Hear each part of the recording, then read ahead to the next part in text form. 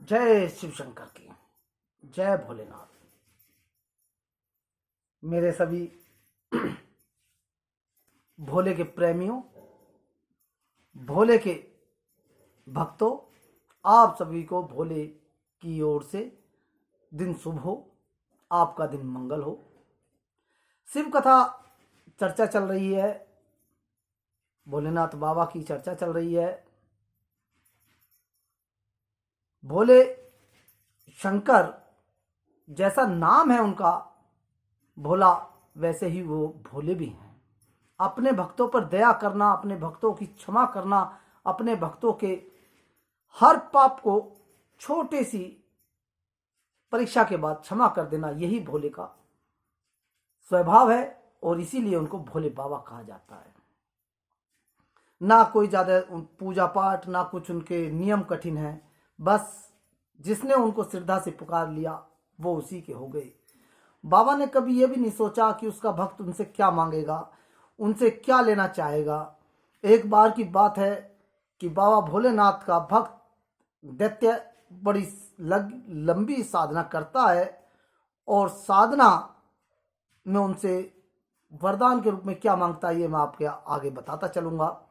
साथियों, अगर मेरी वीडियो आपको अच्छी लगे और मेरे चैनल से आप जुड़ना चाहते हैं और मेरी बातें आप तक पहुंचे और आपको दिल को छुए, तो मेरे चैनल को सब्सक्राइब करना, बेल आइकन बजाना और लाइक करना, ताकि मेरी हर नोटिफिकेशन आप तक पहुंचती रहे, मेरा हर वीडियो आप तक पहुंचता रहे। मेरा एक ही लक्ष्य है साथियों कि मैं अपने माध्यम से आप सबके माध्यम को जोड़ते हुए एक ऐसा परिवार बनाऊं जिसमें हमारे ग्रंथों की व्याख्यान आप तक लगातार जाती रहे। क्योंकि YouTube के द्वारा मैं हर घर में भागवत कथा और शिव महापुराण की चर्चा करवाना चाहता हूं, ताकि हर प्राणी, हर जीव तत्व इस रस से सरोबार हो और वो मोक्ष की तरफ चलता रहे। क्योंकि आप जानते हो कि बड़े बड़े जो गुरु हैं उनको बुलाना, उनके वचन सुनना हम लोगों के लिए बहुत दुर्लभ की बात है, क्योंकि हम एक मिडिल क्लास क्या छोटे से उससे आते हैं और धन का इतना अभाव रहता है कि हम कहाँ से पैसा जोड़ें। इसलिए मेरा एक ही प्रयास है कि हम लोग आपस में जुड़े, एक परिवार का समूह बने और एक दूसरे के विचार एक दूसरे से प्रदान होते रहें। यही समाज है और यही समाज का कल्याण है। इसीलिए आप लोग मुझे सपोर्ट कीजिए, मेरा सहयोग दीजिए, ताकि मेरी वीडियो आप तक पहुंचती रहे। चैनल को सब्सक्राइब कीजिए। अपने शिव कथा में आगे बढ़ते हुए प्रारंभ करते हैं अपनी नई सफर की तरफ, अपनी कथा को लेते हुए चलते हैं। तो साथियों, जैसा मैंने शुरू में बताया कि भोलेनाथ का एक भक्त था जिसका नाम बाद में भस्मासुर पड़ता है।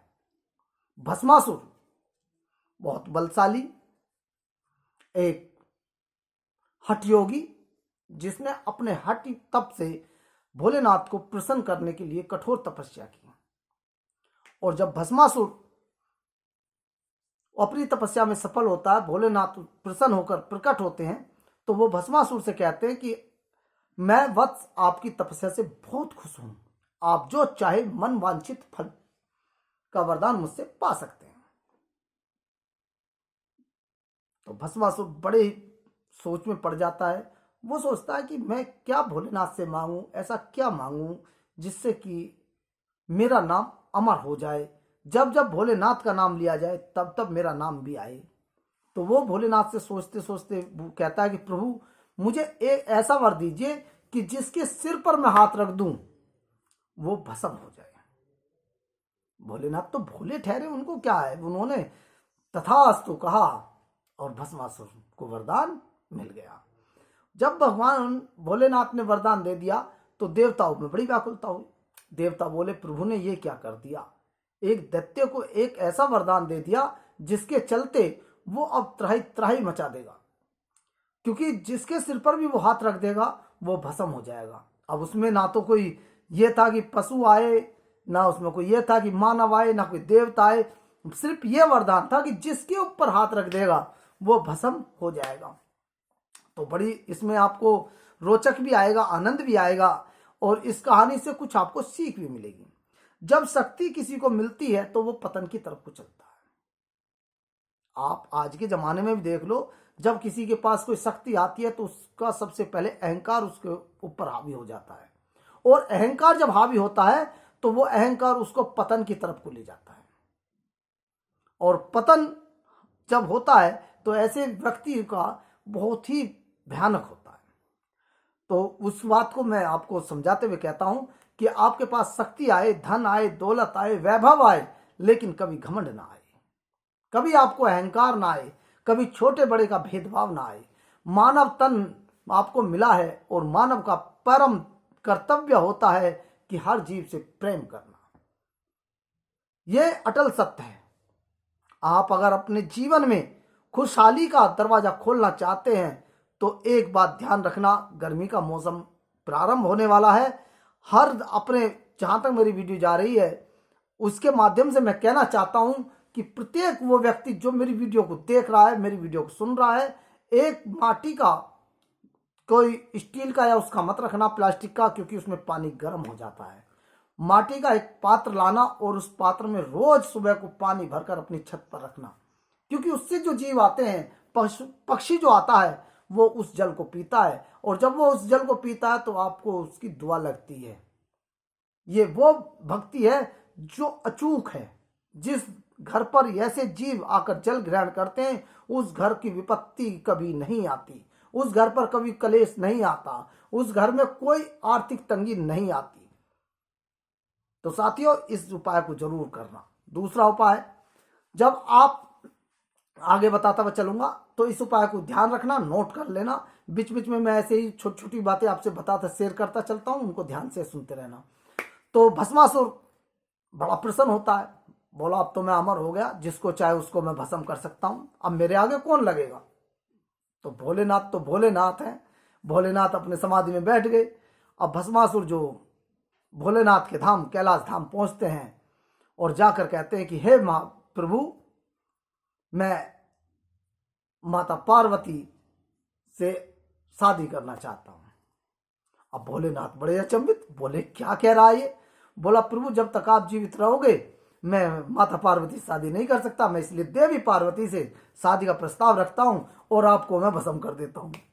तो इसमें बड़ी रोचक कहानी है कि स्वयं भगवान अपने भक्त के सामने अपने वरदान के को छोटा ना कर पाए, उसके लिए एक लाचार बन गए, और भोलेनाथ आगे आगे और भस्मासुर पीछे पीछे। तो इसी प्रकार से जब कई दिन हो जाते हैं तो भस्मासुर उनके पीछे पीछे लगा रहता है।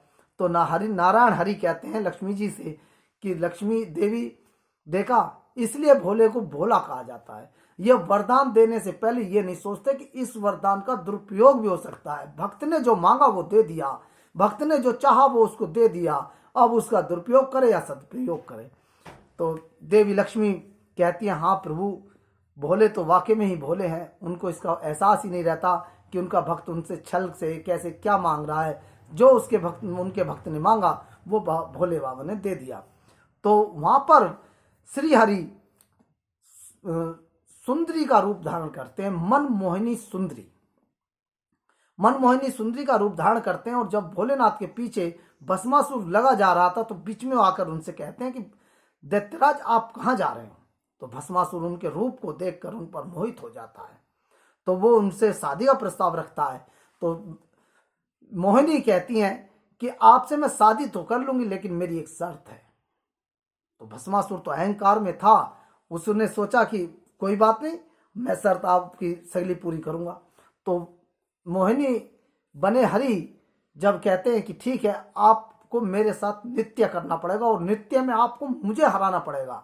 अगर आपने नृत्य में मुझे हरा दिया तो मैं आपसे शादी कर लूंगी, और नहीं तो नहीं हो पाएगी। तो भस्मासुर कहता मैं हरा दूंगा, मैं, क्योंकि अहंकार उसके सिर पर चढ़कर बोल रहा था। जब किसी का विनाश आता है तो विनाश काले विपरीत बुद्धि, यानी कि जब समय खराब आता है तो बुद्धि का विवेक भी खत्म हो जाता है।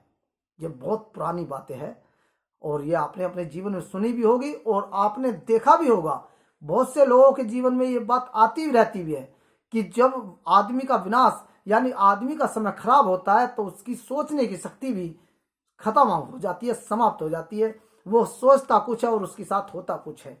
तो यही बातें जब होती रहती है तो श्री हरि जो मोहिनी बनकर उसके सामने भस्मासुर के सामने खड़े थे, तो वो वहां पर नृत्य शुरू होता है और नित्य में मदहोश होते होते तो वो जिस प्रकार से मोहिनी अपने हाथों को और अपने अंगों को थिरकाती हैं, उसी प्रकार से भस्मासुर भी उनकी ताल पे ताल मिलानी शुरू कर देता है। इस ताल पे ताल मिलाते मिलाते भस्मासुर अपने हाथ को कई बार अपने सिर पर लाता, लेकिन उसके ध्यान आ जाता है। यह देखकर श्री हरि बहुत चिंतित होते हैं। वे सोचते हैं कि अगर इसको ध्यान आता रहा तो ये अपने सिर पर हाथ नहीं लाएगा। इसी बात को सोचते हुए भक्तजनों प्रभु ऐसी लीला करते हैं, अपने नृत्य को इतना मदहोश कर देते हैं, इतना मदहोश कर देते हैं कि भस्मासुर फिर कुछ शुद्ध बुद्ध खोकर उसमें नृत्य करने लगता है। और जैसे ही उसका हाथ भस्मासुर का, जब श्री हरि सुंदरी बने हुए मोहिनी बनी हुई वो नारी अपने हाथ को अपने सिर पर लाती है, तो भस्मासुर भी मदहोश अवस्था में आकर अपने हाथ को अपने सिर पर लाता है। और जैसे ही वो अपने सिर पर लाता है, भस्मासुर अपने ही आशीर्वाद से, अपने ही वरदान के फल अनुसार वो भस्म हो जाता है। जिसको देखकर श्री हरि भोलेनाथ से कहते हैं, प्रभु वरदान देने से पहले कम से कम उसके परिणाम के बारे में तो सोच लिया करो। आप वरदान देकर फंस जाते हो और आपके वरदान के कारण मैं फंस जाता हूं। तो ये एक दूसरे के त्रिलोकी हैं, ये एक दूसरे के पूरक हैं, तीनों एक ही देव हैं, ब्रह्मा विष्णु महेश। तो भक्तों, मेरे प्रिय भाइयों, कभी भी इन तीनों में भेद नहीं करना चाहिए। अगर आप हरि को पूजते हैं तो ऐसा नहीं है कि मैं भोले को ना पूजूं, भोले को पूजते हैं तो ऐसा कभी ना सोचें कि मैं ब्रह्मा को नहीं पूजता। अगर आप एक को पूजते हैं तो तीनों को ही पूज रहे हैं। तीनों शक्तियां एक हैं, एक दूसरे के साथ हैं। तो इसलिए ब्रह्मा विष्णु महेश त्रिलोकी इनको कहा जाता है। उसके बाद भोलेनाथ को जब ये एहसास होता है कि हाँ तेरा वरदान के कारण ऐसा हुआ, तो वो ब्रह्मा जी ने हरि के उस रूप को देखकर स्वयं भोलेनाथ भी मोहित हो जाते हैं और वो हरि को देखकर कहते हैं, प्रभु आप इस रूप को त्याग दीजिए, क्योंकि आपका जो ये रूप है बहुत ही मनमोहक है। इस रूप के मोहिनी के रूप में आप इतने सुंदर लग रहे हो कि आप किसी को भी वशीकरण में कर सकते हो। तो इसी के साथ आज की कहानी का मैं यहीं पर विराम दूंगा। अगली कहानी के लिए मैं आपसे फिर रूबरू होऊंगा। शिव कथा में ऐसी नई नई कहानियां मैं आपको सुनाता रहूंगा और आपसे सहयोग के रूप में अपने चैनल को सब्सक्राइब कराऊंगा। आप मेरे चैनल को सब्सक्राइब करें और मुझसे जुड़ें, मैं आपसे जुड़ूं।